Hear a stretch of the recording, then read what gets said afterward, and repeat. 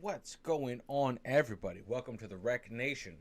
Guys, we're going to check out British Special Forces SAS Operation Barras. This is the documentary. Don't know anything about this. Can't wait to figure this out, guys, or check this out with you guys. Listen, I'm here to learn. I'm here to figure all this stuff out. I've been requested to check out Operation Mincemeat as well. We have a lot of stuff we're trying to get to, depending on where you're seeing this. If you're on YouTube, huzzah, right? If it's on YouTube, I can't believe it went through. Most likely, you're watching this on Rumble. And for that, man, you guys are the legends. Legends. Rumble is where it's at. That's where the full force of Rec Nation is 100%. So make sure you get there. The links are in the description of the video.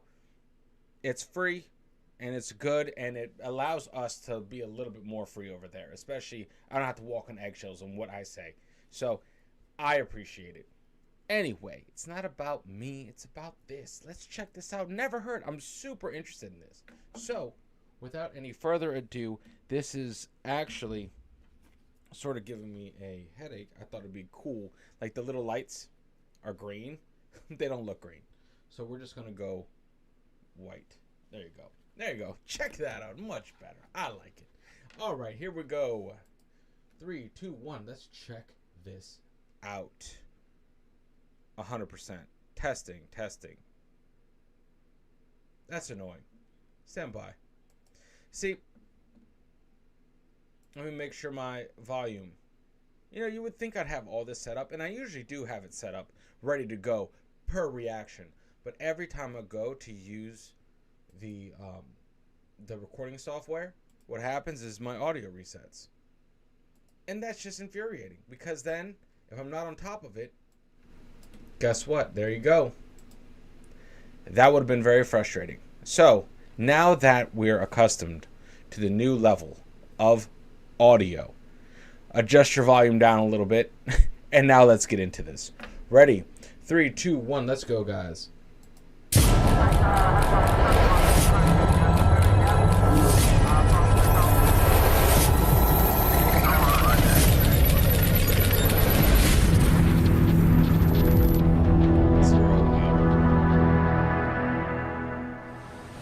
The early hours of 10th of September 2000, and Operation Barras is about to begin.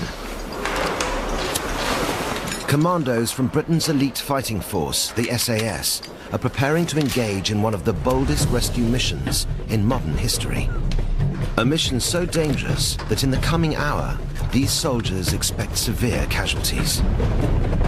They will be flown deep into the jungle of Sierra Leone, West Africa, in an attempt to release British Army hostages held for more than 2 weeks.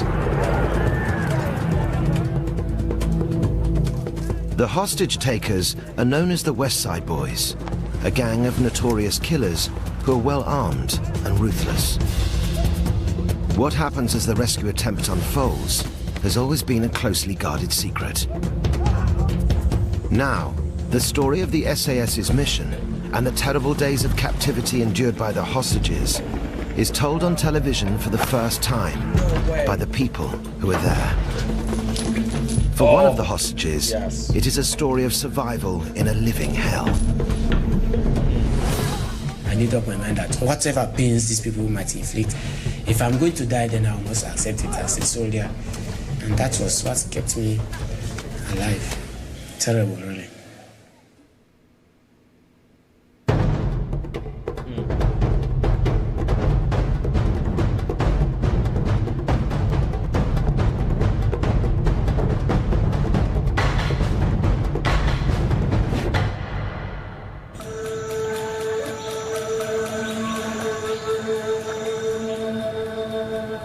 It's daybreak, and many of the rebels guarding the hostages are sleeping off the effects of a night of heavy drinking. They've emptied crates of beer that have been supplied by British negotiators to make them a little less battle-ready. But these will be no pushovers for the SAS.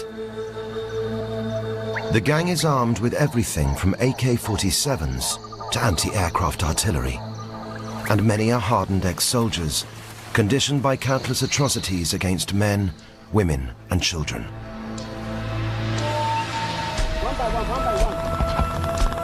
The West Side Boys are a relic of a merciless civil war that had paralyzed Sierra Leone through the 1990s, leaving thousands dead or brutally maimed. The ultimate prize was not political power, but what came with it: control of the country's rich diamond mines. Murderous gangs like the West Side Boys caused the international community to fear the total collapse of the country. We saw Sierra Leone threatened by vicious thugs motivated by criminality, by money, by power. In late August 2000, British Defence Secretary Jeff Hoon was faced with making the high-risk decision to send in troops to attack the West Side Boys and free their British captives. The Chief of the Defence Staff briefed me about the operation.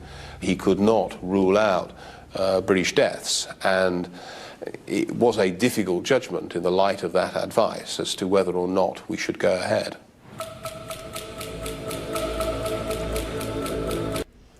That's the thing that absolutely frustrates me. Okay, you have British soldiers that have been captured. All right, you rain down hell, and you never stop to go get your people. Period. That is not a hard call to make. The soldiers' deaths, right? The loss of life, British loss of life, is a given. You know, every soldier understands what they sign up for. You go for it. You go for it, because guess what? They need to be rescued. It's better them trying or dying in an attempt to escape, right, than just staying there and absolutely getting brutally tortured. So you go in. You drop the whole budget to go get your people. I never understood why that's a complicated issue for the political side of it, because the military side of it is pretty cut and dry. The militaristic side, the decision making is pretty cut and dry. They got our people, whatever it takes, get our people. That's not, it's like, it's stupid even saying it out loud. It's kind of like a no shit.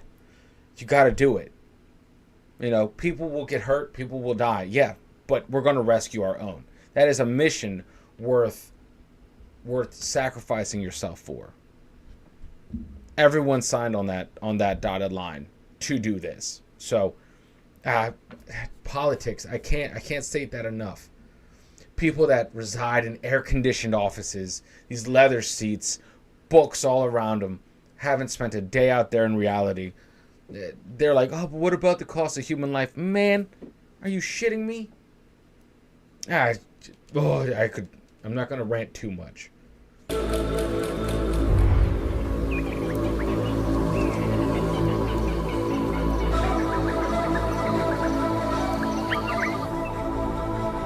It is the 17th day of imprisonment for the 6 British Army hostages in the rebels' hands.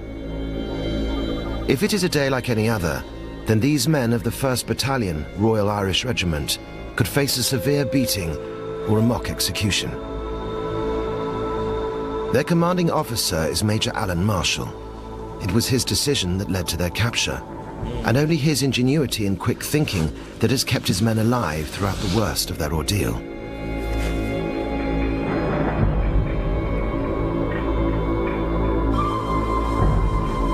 But nothing that's happened to the British compares to the savagery unleashed against Lieutenant Musa Bangura, a military liaison officer attached to Marshall's patrol. He has routinely been beaten and hacked to unconsciousness. His terrible injuries left to fester in the worst of conditions. On the morning of the SAS rescue attempt, Musa Bangura is close to death. Operation Barras takes flight in 10 minutes. One of the first to be dropped into the West Side Boys' stronghold will be Bombardier Brad Tinian. This is his first combat mission for the SAS. But even for the most experienced commandos, the attack will be a leap into unfamiliar territory. The SAS is famed for its use of stealth, attacking with the element of surprise. But Operation Barras will be a full frontal assault, jumping from large, noisy helicopters that are easy to shoot down into the heart of a camp that is heavily defended.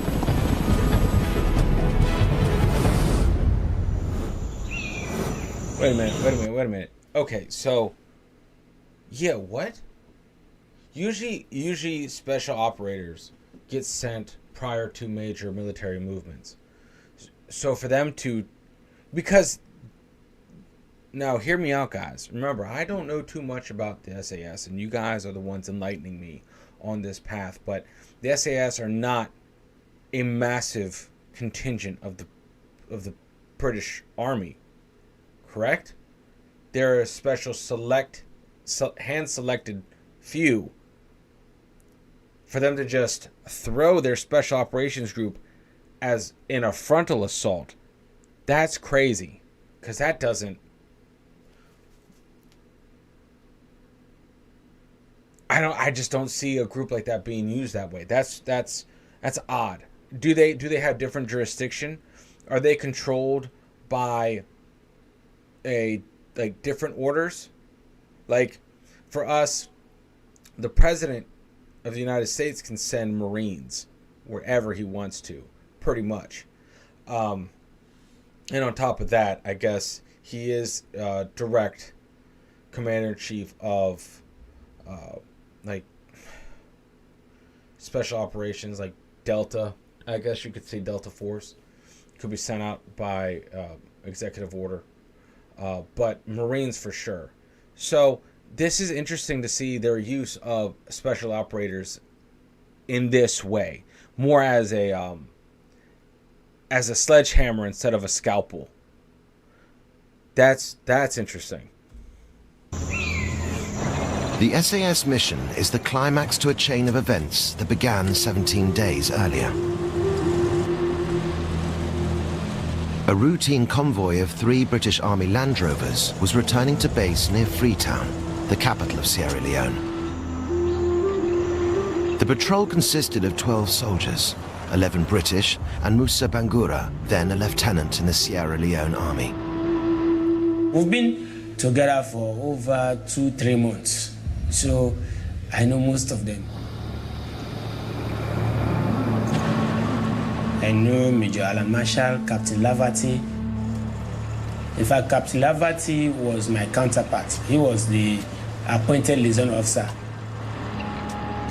As the convoy approached a roadblock manned by UN peacekeepers, Major Marshall was about to make a decision that would haunt him for the rest of his life: to divert his patrol off its planned route.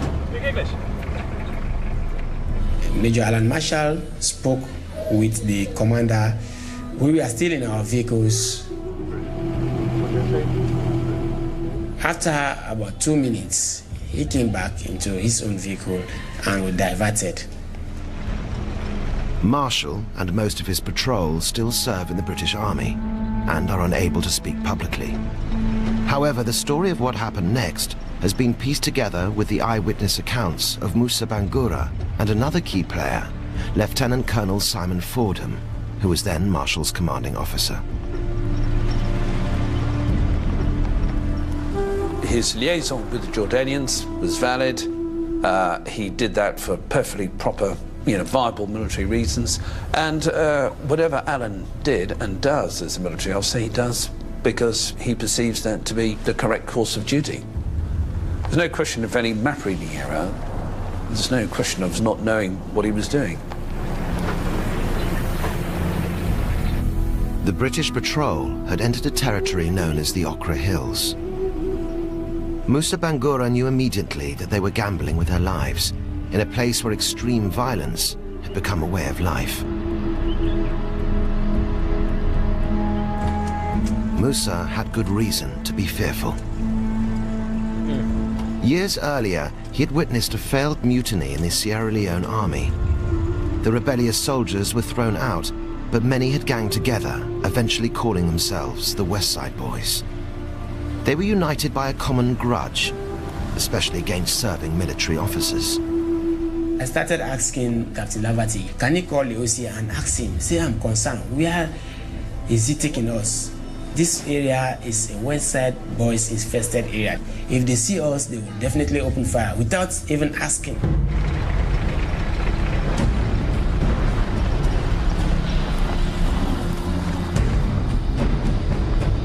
He never called, really. That was the unfortunate thing. Except when we are almost in trouble. That was the time he wanted to call the OC, but by then it was too late.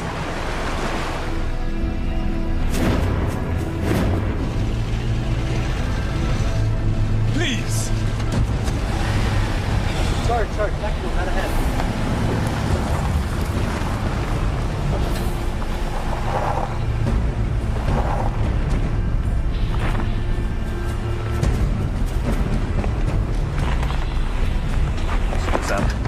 Hold on! Maybe just a roadblock. Put your weapons down. Figure out what this is. Not a roadblock. It says it's a fucking disaster. The patrol's path was cut off by a group of about 50 rebels, led by a commander called Contaby. Good morning. Welcome. What's your mission? British Army. Here to invite your men to attend retraining. Wait a minute.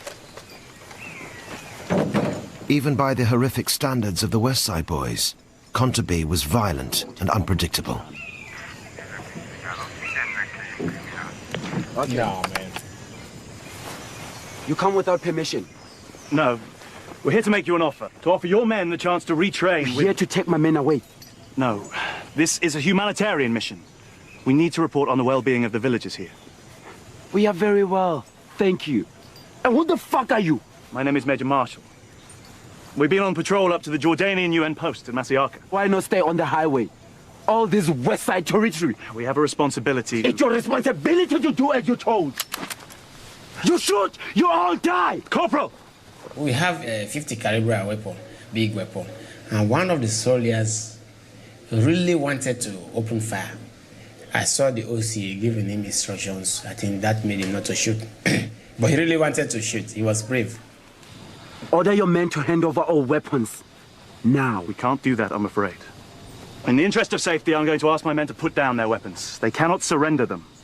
I'm not debating you, British Army. Now. Okay. Give me a moment to talk to my men. I'm going to ask you all to disengage and hand over your weapons. Sorry about this, everyone. Just need to sort this out. Shouldn't take long. We'll be back on our way.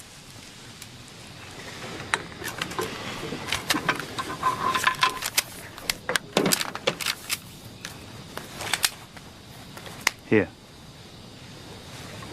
Can we talk now? Get their weapons and get their ring! Come down!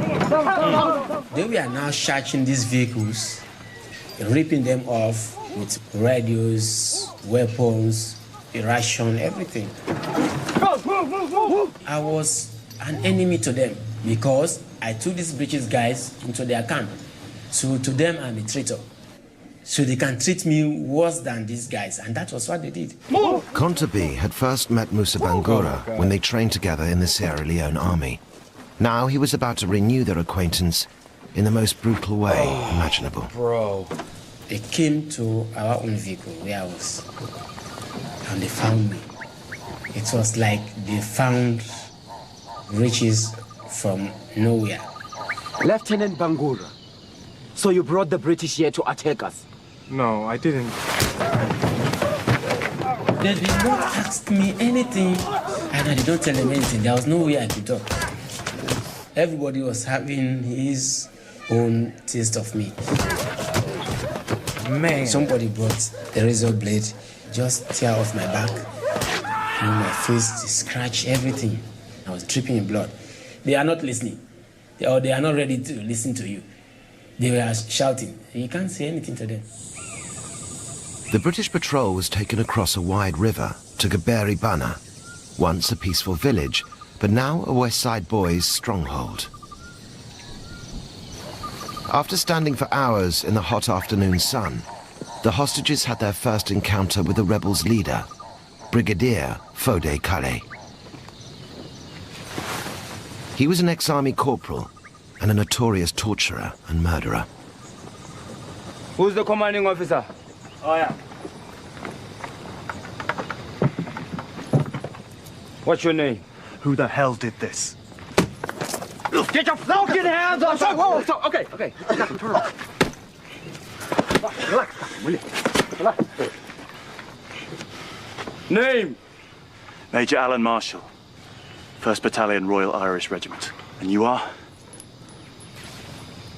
Fode Kale, Brigadier, West Side Boys, whose land you stand on. You must release us at once. And this man needs medical attention now. You are my prisoners until your freedom is negotiated.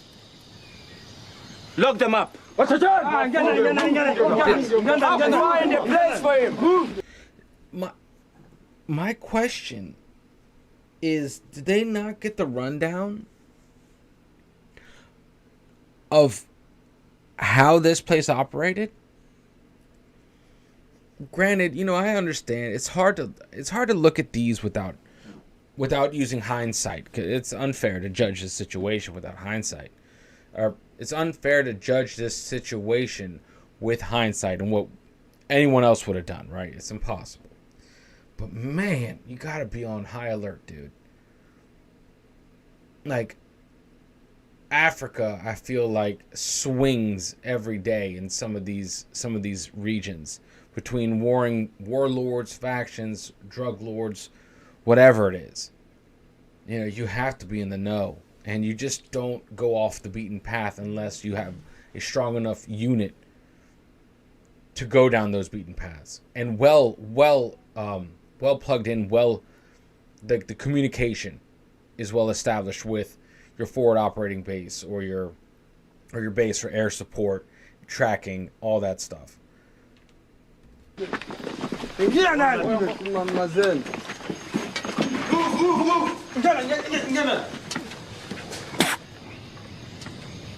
Lieutenant Musa Bangura. From now on, Camp Commandant Kontabi was to personally supervise Musa's torture.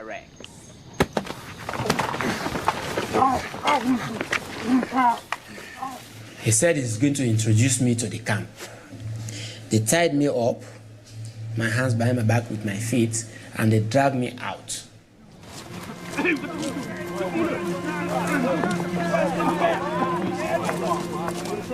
Musa's induction was to be at the hands of the West Side Boys' child soldiers, some of them as young as 8. They brought in dozens of these small boys. They call them SBUs. It's like a small boys unit. Those boys will take anything from branches of trees to whatever, canes, and they will beat you until these branches or canes perish in their hands before they will stop. And that was the situation I was left in. Oh my God, bro.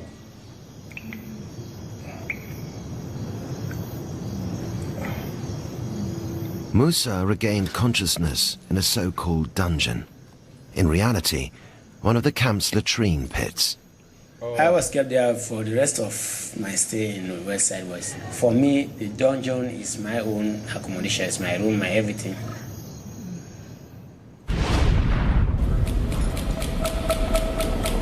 The SAS mission to rescue Musa and the other hostages is still 8 minutes away from launch. But members of a small reconnaissance team are already embedded at the very edge of the West Side Boys camp. In deep camouflage, they've been here undetected for 5 days and nights. They've eaten, slept, and worked while barely moving and under constant assault from jungle insects and the soaking tropical heat.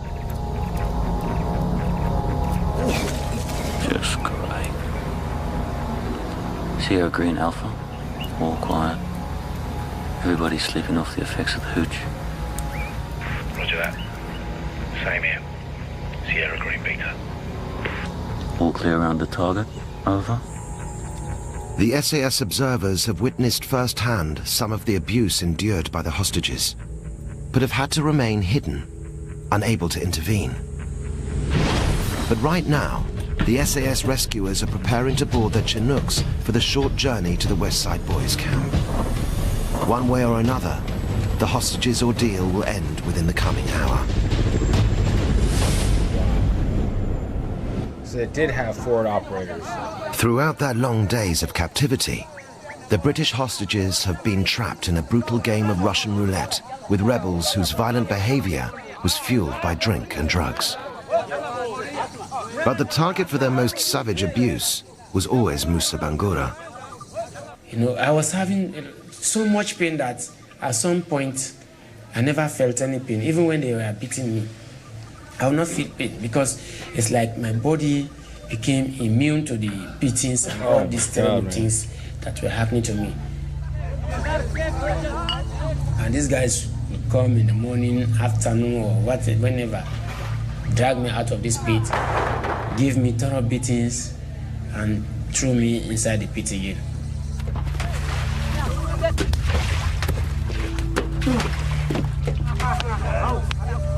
As usual, Camp Commandant Kontabi was on hand to oversee Musa's humiliation. And they will shit on me because they are using the pit as well as a toilet pit. I have no way to move out because I'm tired. Even if I struggle, I will just go deeper into the mud. So I have to sit still.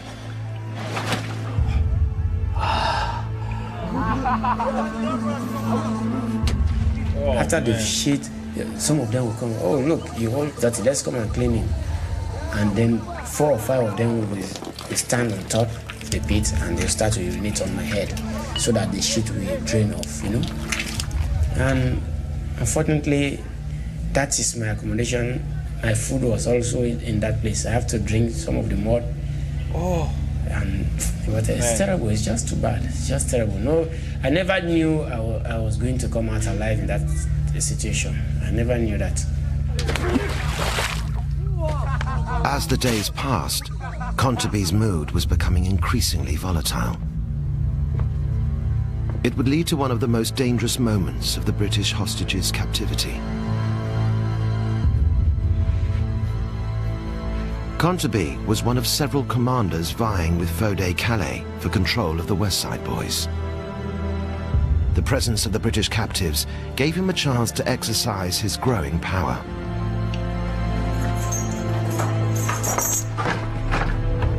Out! Out! It's okay, okay. Let's do the fresh air. Now! Move!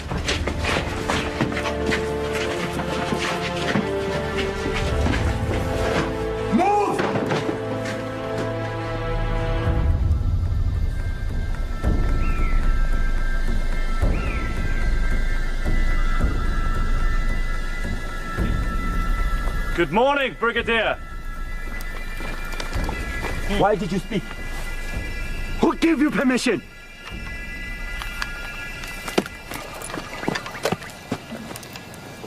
When you see me, you bow and say good morning, Commandant. Good morning, Commandant. Bow!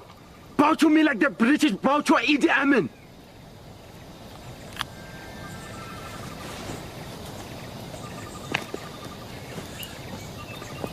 You?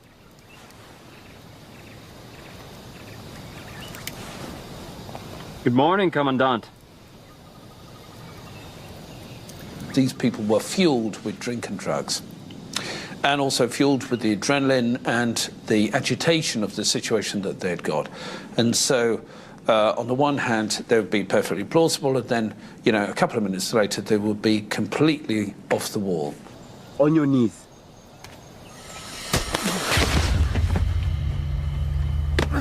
Major Marshall really had to be careful not to get frustrated with this, or lose the temper, or react, because the only reaction would have been that the West Sider would have picked up his weapon and opened fire. And put your hands on your head! That's... 1, 2, 3, 4, 5, 6, 7, 8, 9, 10, 11! Remember your numbers. You will be executed by your number. Ready to fire. Condemned men are entitled to a last request. No? And what will that be, Major? A drink, Commandant. We'd all like a drink.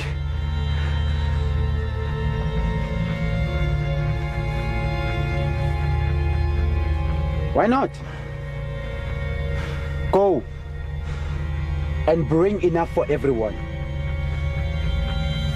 Marshall was desperately gambling that Kontabi couldn't resist any excuse for alcohol. Marshall will probably remain pretty tight-lipped about what happened during that time. Almost every day he came across this kind of situation, and it reinforces this aspect that his approach was to resolve the situation successfully. And at times he was prepared to do it at the prospective cost of his own life in place of the men that was with him as well. This time, Marshall's quick thinking worked. Kontabi walked away to his own stash of alcohol and passed out. The threat for now was over, but their lives would be in constant danger until the hour of the SAS assault. Oh my God, bro. British helicopters have just taken off for a 20-minute journey to the West Side Boys' camp at Gaberi Bana. The small SAS observer team hidden at the edge of the camp will guide the Chinooks to pre-arranged landing zones and provide covering fire as the assault force arrives. Meanwhile, the West Side Boys' leader, Fode Calais, remains asleep, surrounded by stolen money, cocaine, and 830 uncut diamonds. This hoard makes Calais one of Sierra Leone's few millionaires. But for all his wealth, Calais' authority is now at its lowest.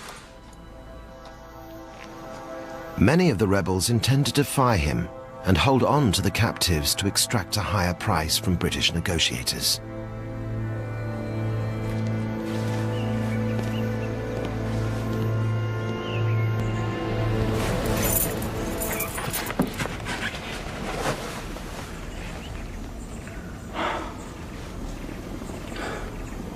Uh-oh.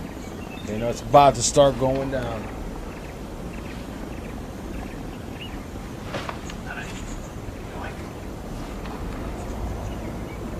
No. Something's up. I don't hear anything. Really, something's up.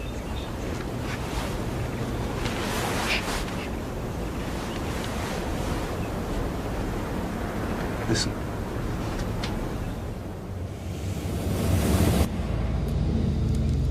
In the early days after the patrol's capture, British Army commanders in Sierra Leone had tried to secure their immediate release, but had got nowhere. The West Side Boys had not even given any evidence that the hostages were still alive. Any news? Not since this morning when they confirmed the RV. Okay. But Marshall's commanding officer, Lieutenant Colonel Simon Fordham, was about to meet Fode Calais for the first time. I became insistent that I wanted to speak to Calais because I wanted a reassurance from him that the patrol was unharmed and was going to be released. Eventually, after a lot of arguing with the West Siders, they agreed to a meeting at 4:30 that afternoon.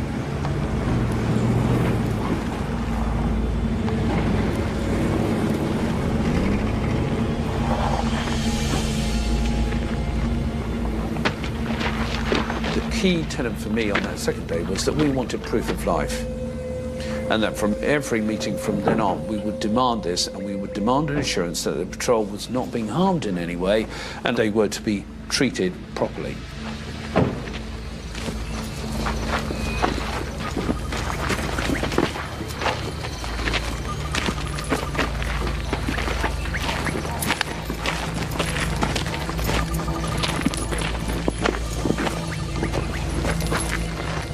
Colonel, we have more negotiations, eh? We want this resolved as soon as possible. So do we. Fordham was about to learn how difficult that would be. You bring what we demand. We have food, water, medicines, and the sat phone. They're outside. Now, when can we expect the first release of hostages? My commanders here, they demand free education in Britain. What? You pay. In What? Britain? Yes.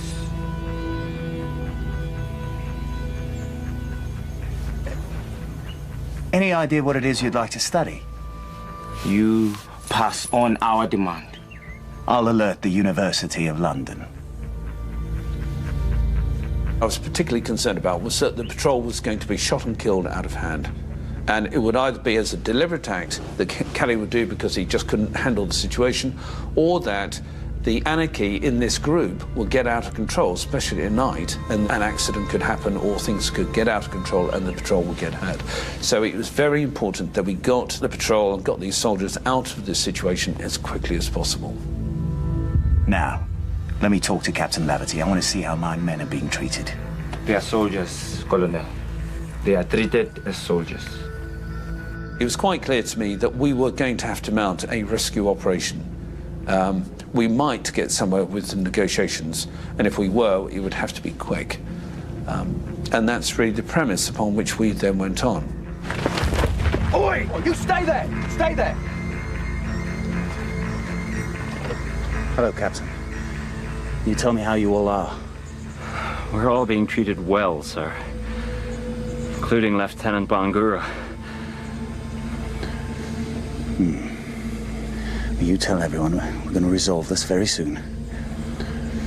We're doing all we can. Will do, sir. Captain John Laverty only came 2 or 3 times, and on the second time we had an incident of gaining intelligence which was pretty profound at the time. He came forward under guard to me, we shook hands, and it was obvious that he had something in his hand. I took it away, put it in my pocket, and did it without everybody else was there, but no one else saw it. Remember, Colonel, never try to attack us, or your soldiers will die. And keep your helicopters away from us. Okay.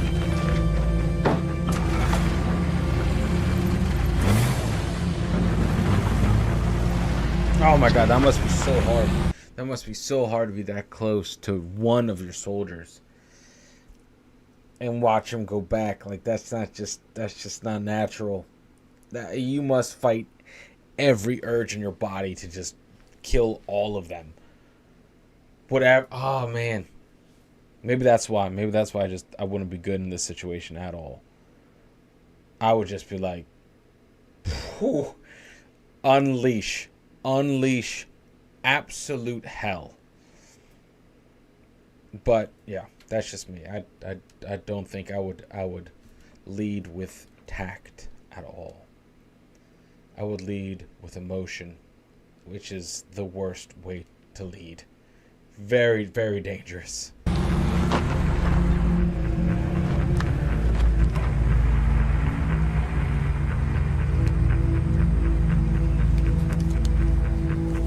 It was a map that had been drawn by the team of where they were being held, what buildings they were in, where the sentries were, and that was invaluable information because satellite photography can give you where they were, but what you don't get from that is actually what is going on the ground.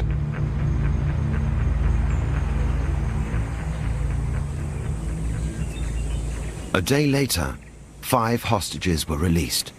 Wow. But the story they told of their captivity merely reinforced the need for a rescue mission to free the remaining soldiers. Above all else, I was concerned about allegations of mistreatment of the British soldiers. There were clear suggestions that they had been subject to mock executions and that they were being abused in other ways. That meant that there would have to be a decision to launch a military rescue.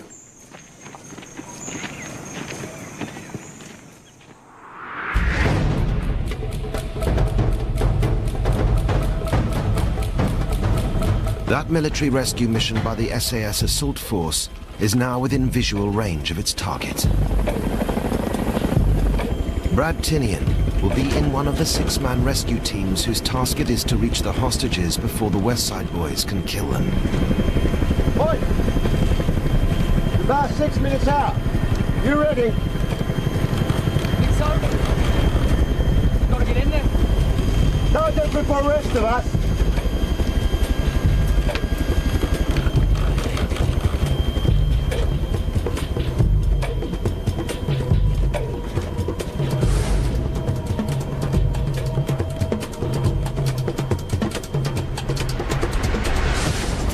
It's interesting why they did it during the day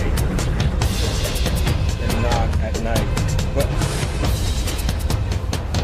Marshall realizes that the helicopters are on an approach run. The next few minutes will decide the hostages' fate.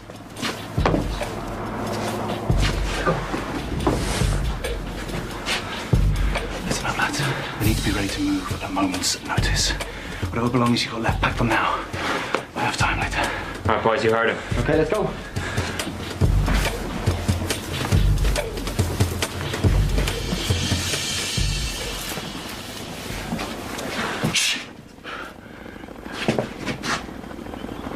That's it.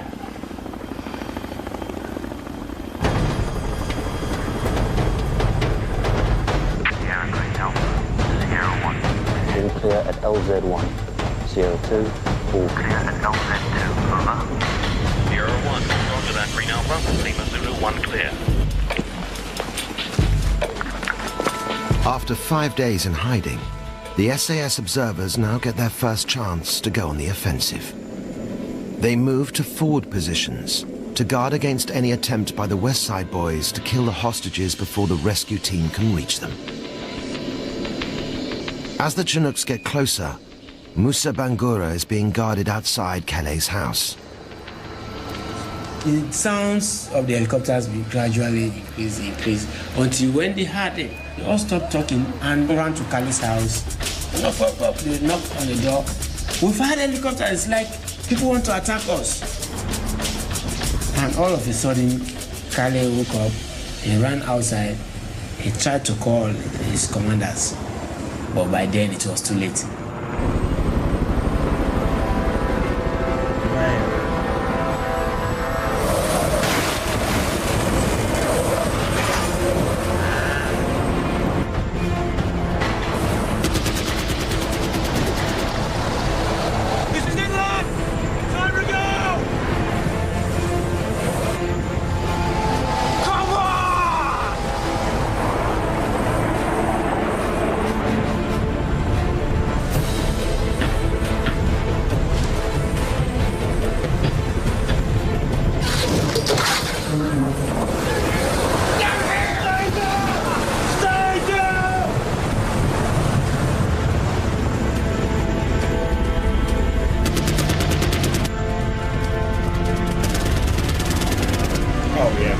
look at that.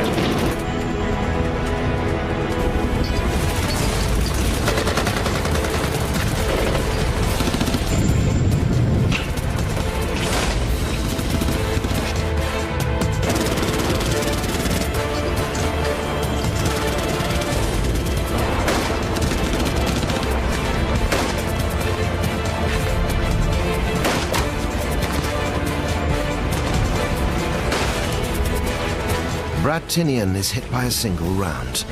He's the first SAS rescuer to be injured.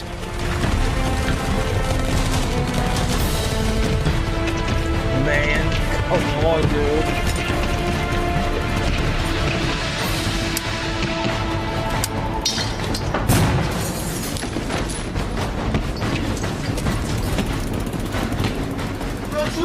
Fode Calais' reign of terror has just ended. He's one of the few rebels to give up without a fight.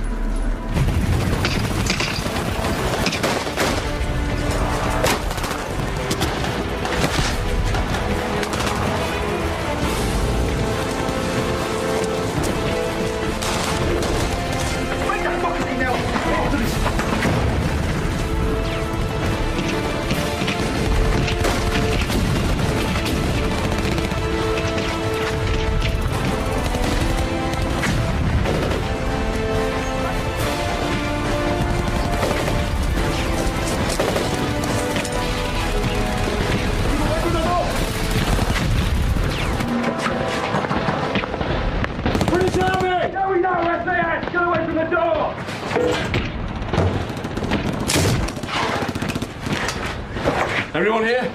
All 6 British, all except Lieutenant Musa Sierra Leone. Where can I find him? Get back out on the veranda. You look left, there's a large white building. He's in there. Okay, everyone all right? Aye. Stay here until I get back. Here.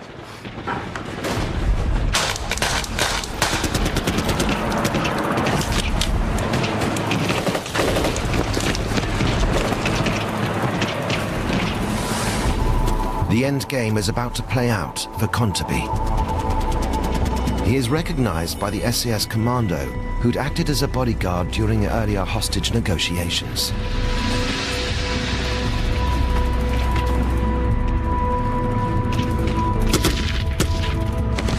There you go.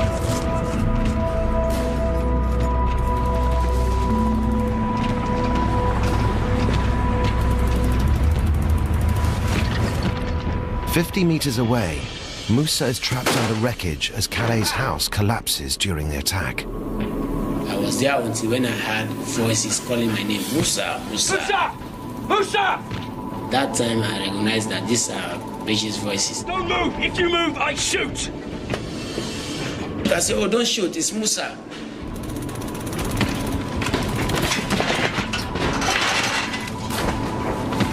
He had to carry me, I couldn't walk. I was very weak. I was smelly. I wonder how he coped with my smell. Because personally, I could smell myself. It was horrible. Musa encounters Konteby for the last time. I was a bit happy because he's the type I would never want him to be in prison. He should not be alive. He was the first person that inflicted injuries on me, and he was the person that indoctrinated me. And that was too much for me, you know? Right, move them out! Let's go, let's go! Move it! Down, down, down! Right! Keep up, stay tight. Anyone gets hit, you keep moving. We look after the wounded. Follow him! Move it! Move it! Major! Weapon! Now!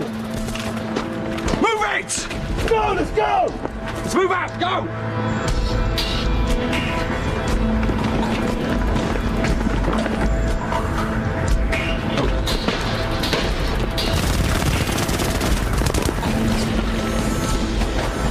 Look at that, man. Oh, that weapon right there.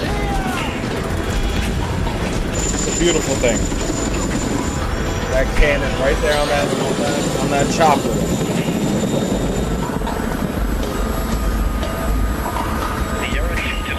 Hostages evacuated. Hostages evacuated.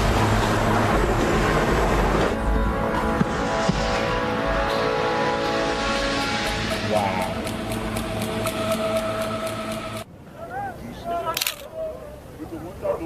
With the SAS raid over, more than 60 West Side boys are thought to have been killed. Wow.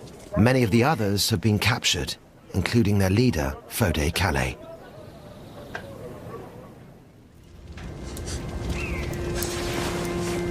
Remember me, you piece of shit. He will be moved to a prison in the capital, Freetown, but not before rings stolen from the British hostages are reclaimed.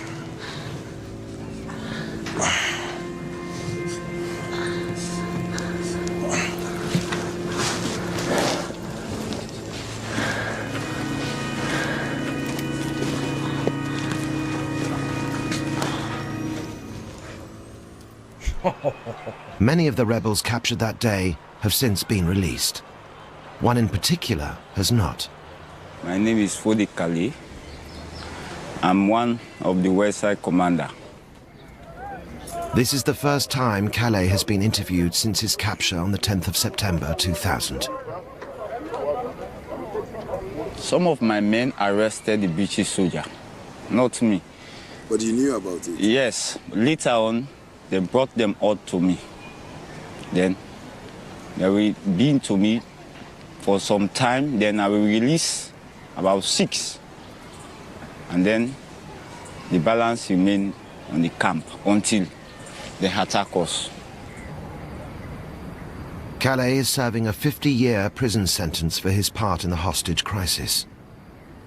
One of the prosecution witnesses at his trial was Musa Bangura. They were with a Sierra Leonean soldier named Musa Bangura. Do you remember him? Yeah, Menjo Bangura. Now he's Menjo. He go testify. Yes. And you think he was treated badly? Well, he explained himself. Don't think so. He's a soldier.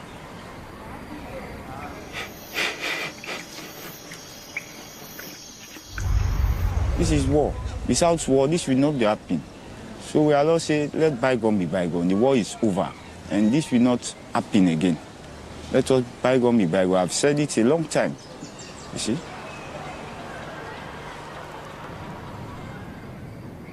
The raid to rescue Musa Bangura and the British hostages hastened the end not only of the West Side Boys, but also the disastrous civil war in Sierra Leone.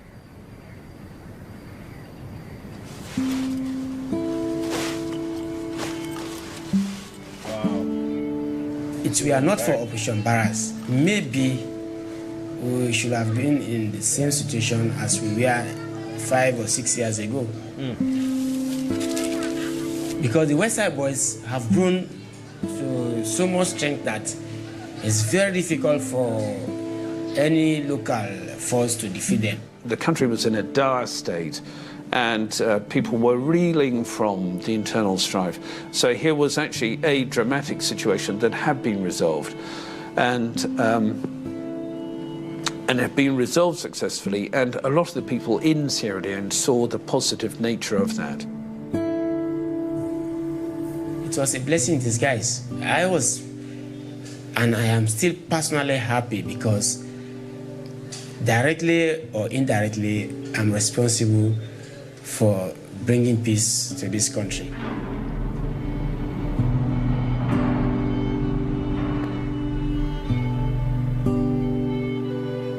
It was a tragic thing to happen, but this was an operation to save and support soldiers that were in peril. And, it is an operation that will be remembered.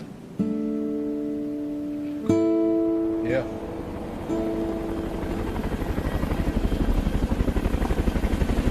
That's what an operation. What an execution of a rescue mission. Major Alan Marshall will remain in the British Army. Lieutenant Musa Bangura will recover from most of his wounds. He will be promoted to Major in the Sierra Leone Army. Brad Tinian will not survive his injuries. Oh, no. He's the only fatality among the British rescuers. The mission to free the hostages held by the West Side Boys is one of the great unsung military actions of modern times. A daring raid that not only saved hostages from certain death, but also helped save an entire country from descent into brutal anarchy. Very important. Man, come on. Wow. What an operation. What a moment, dude. Oh my God. But yeah, no, to the locals, the evil, the juggernaut that was taking control, basically they saw blood. You know what I mean? If it can bleed, they can kill it, kind of thing. And that was a big L for the,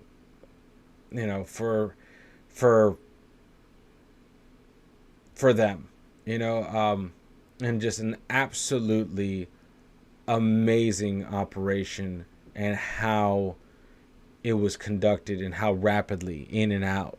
And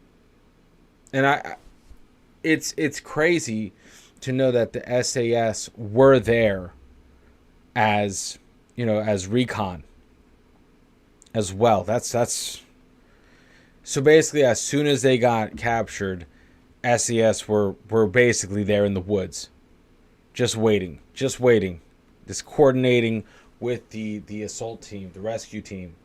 Man, I mean, rest in power, man, that one dude that took a bullet. But you know what, though? Wow. That was awesome. That was great.